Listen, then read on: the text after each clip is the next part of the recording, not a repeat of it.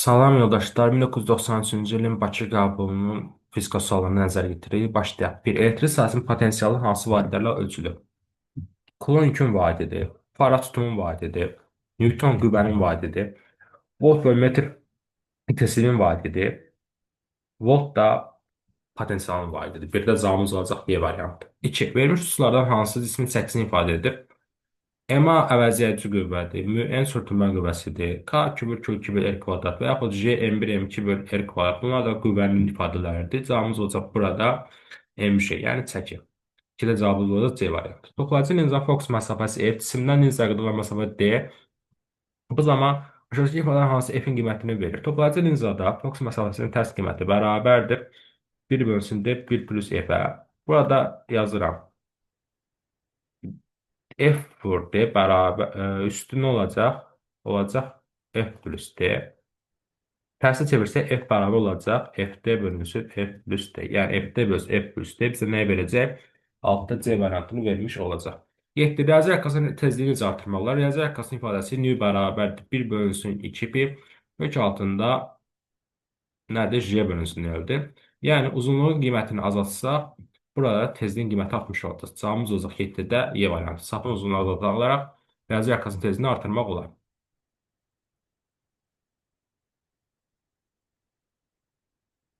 3. M işləri Q elektrik yükü birinci mane sahəsində E radius boyunca bir sərtdən keçir. Mane sahəsi induksiyasının ifadəsini hesab edilir.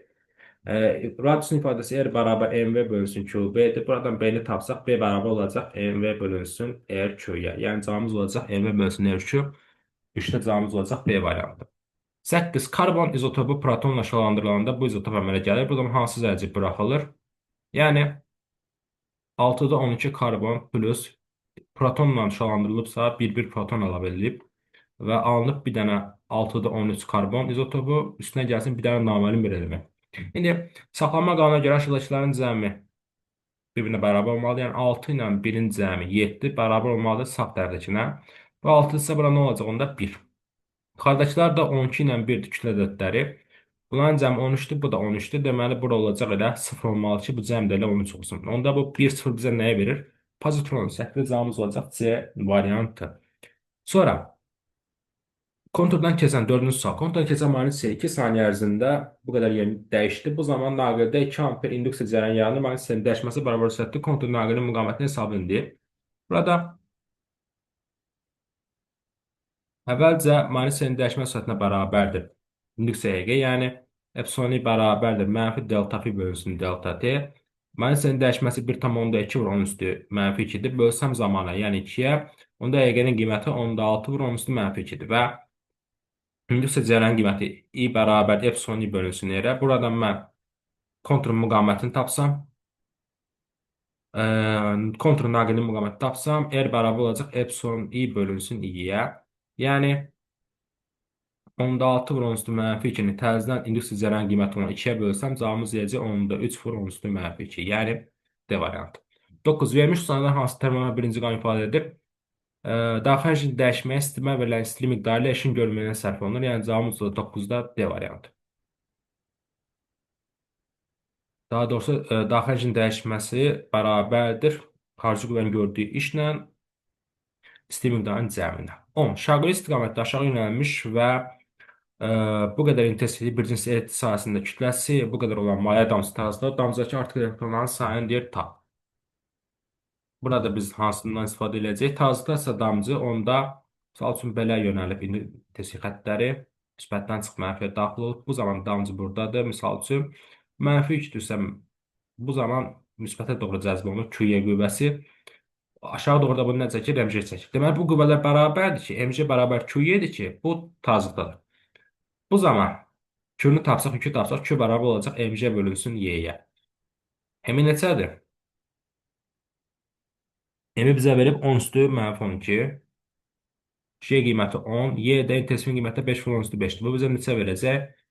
10 bölü 5, 2. 10 üstü mənfi 12, 10 üstü 5, 10 üstü mənfi 17. Bu 3-ün qiyməti. İndi bunu biraz belə yazaq, yanında yazaq. 10 üstü mənfi 17.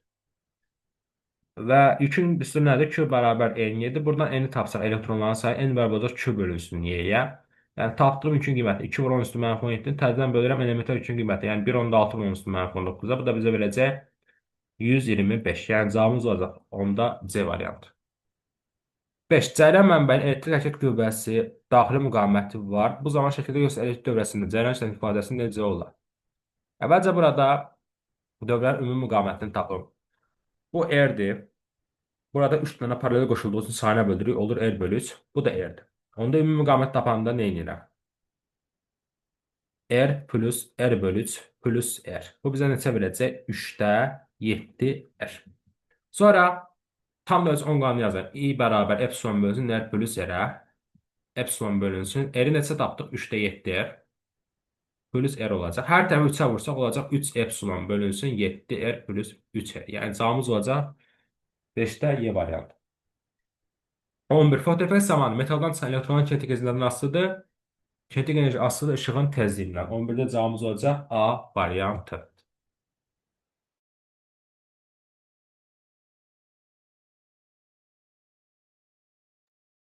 Davam edən növbəti sualımızdan, növbəti səhifəmizdən.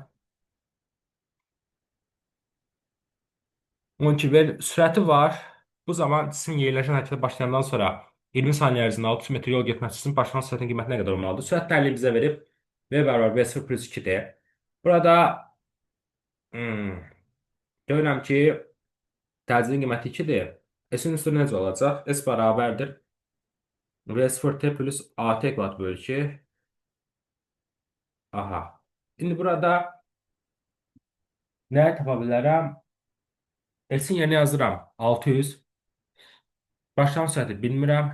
Onu istəyir. Zamanın yerinə 20 yazıram. Təcilin ifadədən tapıram ki 2-dir. T-lə salı təcildir 2. Zamanı 20. 20 kvadratı bölü 2. Bu da bizə neçə verir? 600 bərabər 20 V0 plus 400. 20 V0 bərabərdir. 200 V0 neçə olacaq uşaqlar? 10 olmuş olacaq. Cavabımız olacaq 12-də C variantı. 16. Verilmiş ifadələrin hansı izobarik prosesi ifadə edir? İzobarik prosesdə Q bərabər delta, xeyr, iş yoxdursa bu izoxor prosesdir. Q bərabərdir A. Bu bizə verir izotropik prosesi, daxilici dəyişmir. Bu arada ümumiyyətlə Q yoxdur, yəni adiabat prosesdir. Q bərabər delta U çıxılsın A. Bu uyğundur elə. Yəni burada həm daxilici dəyişir, həm iş görülür. İki prosesdə mümkündür burada. İzoxor prosesdə həm daxilici dəyişir, həm də iş görülür. Sonra 16-da cavabımız oldu Y. Daha sonra 17-də baxsaq, daxili müqaviməti 4 ohm və EEG-si 12 volt olan cəryan mənbəyi müqaviməti 8 ohm olan naqilə qapanmışdır. Xarici dövrədə ayrılan gücü tapın deyir. Daxili müqavimət var, EEG varsa mən nə tapa bilərəm? Xarici müqavimət də var. Elə cəryan şərtinin qiymətini taparam. I bərabər epsilon R plus R ohm qanunu ilə 12 bölünsün 8 plus 4. Deməli, cəryan şərtinin qiyməti 1-dir. 1 amper. Ayrılan gücdə P bərabər I kvadratı R üstündən tapa bilərəm. Yəni 1-in kvadratı 1, R neçədir? Xarici müqavimət 8-dir. Olacaq 8 volt. Yəni watt. Yəni cavabımız 17-də C variantı. 13. Sürətin qiyməti 2 metr bölü saniyə sürətlə hərəkət edən 15 kilo kütləli cismin sürətini 100 metr məsafədə 3 metr bölü saniyə qiyməti çatdırmaq üçün nə qədər qüvvə tətbiq etmək lazımdır? Burada S tapa bilərəm birinci. S bərabər V kvadratı çıx V sıfır kvadratı bölü 2-dan. Daha doğrusu A-nı taparam. A bərabər olacaq V kvadratı çıx V sıfır kvadratı bölü 2S. Yəni sürətlərin olacaq 3 kvadrat çıx 2-nin kvadratı böl 2. Məsafə də 100-dür. Buradan təcili tapsaq 9 çıxılsın 4, 5. 5 bölünsün 200. Bizim təcilmizdir. Sonra F-in də düsturu nədir? F bərabərdir MA. Kütləni vuracağım təcili. Yəni 15-i vuracağım həmin tapdığım qiyməti 200 də 5-ə. Buradan ixtisallar geçsə, yəni bu neçə verir bizə? 200-də 75 verir. 200-də 75 nədir? Elə 0,1000-də 375 olmalıdır cavabımız. Cavabımız olacaq 13-də B variantı. Sonra 14. Kütləsi 3 olan cisim 3 metr hündürlükdən sərbəst təcillə düşür. Bu zaman cismin impulsu nə qədər dəyişər deyir. İndi burada təcillər yəqin ki, sərbəst düşür. Və bu zaman başlanğıc sürətin qiyməti 0-dır. Onda impulsun dəyişməyi elə nəyə bərabərdir? İmpulsun özünə, yəni MV-yə. Dəyişmə yoxdur, elə MV-yə bərabərdir və burada MV var, V-ni tapmalıyım. V-ni necə taparam? H bərabər V kvadratı böl 2 adı üstünə. Normalda üstünün V kvadratı çıx V0 kvadrat böl 2 adı. V0 0 olduğu üçün qaldı V kvadratı böl 2A. Buradan mən V-ni tapsam V bərabər olacaq kök altında 2AH. Yəni 2 A-sı neçədir? Təcili 6, H-ı da 3. Bu bizə verir kök altında 36, yəni 6. Sürəti deməli 6-dır və həmin sürəti gətirib burada kütləyə vursaq, yəni 3-ü vursaq 6 eləyəcək neçə? 18. Deməli, impuls dəyişməsi impulsu 18-ə bərabər. 14-də cavabımız olacaq B variantı.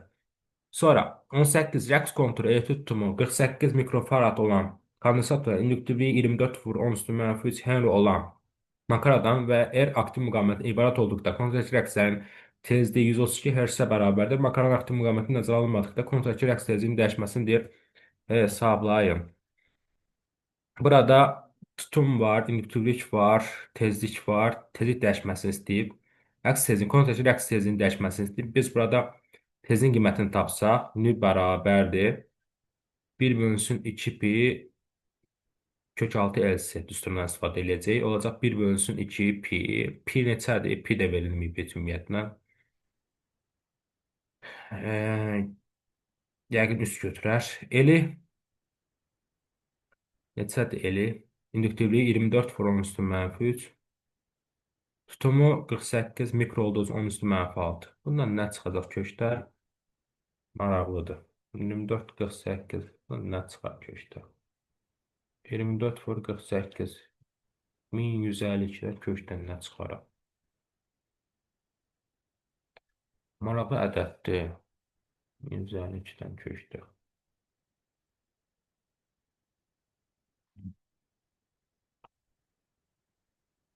1152, 1152. Kök çıxmır. Kök çıxmırsa saxlayaq. Burada ədədlər fərqli ədədlərdir. Yəni tezliyi biz nü bərabər 1 bölü 2 pi kök 6 LC-dən tapa bilərik və başqa bir tezlik də verib bizə və bunların dəyişməsini sonradan tapmaq olar. Amma bu qiymətlərdən mən kök ala bilmədim. Olan varsa, tapa bilən varsa rəydə qeyd edək. Sonra keçən növbət sualımızda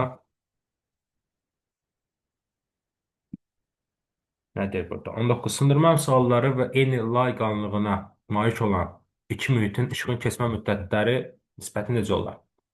Keçmə müddəti bərabərdir qanunluq bölünsün sürət. Burada sürətin yerinə nə yaza bilərəm? İşıq sürəti bölünsün, yəni vakuumdakı sürət bölünsün sındırma əmsalı. Burada D en yuxarı qalxır, olacaq D bölünsün C. Və görürəm ki, T ilə N görürəm ki, düz asılıdır. Yəni T1 bölü T2 nisbəti bərabər olacaq N1 bölü N2 nisbəti. Düz asılı. 19-da cavabımız olacaq D variantı. 15 vermiş qrafiklərdən hansı izoxorik prosesi ifadə edir? 20 də səhv sualıdır. Test tapşırığı ləğv olunub. 15-də izoxorik prosesdə həcm sabitdir. Həcm sabitdirsə, onda həcmin sabit olduğu qrafik Y variantı uyğundur. 15-də cavabımız olacaq Y. İzoxor prosesdə həcm dəyişmir, həcmin də sabit qaldığı variant Y variantına uyğundur. İzah bu qədər yoldaşlar, növbəti suallar görüşənə də özünüzdən müğayət olun.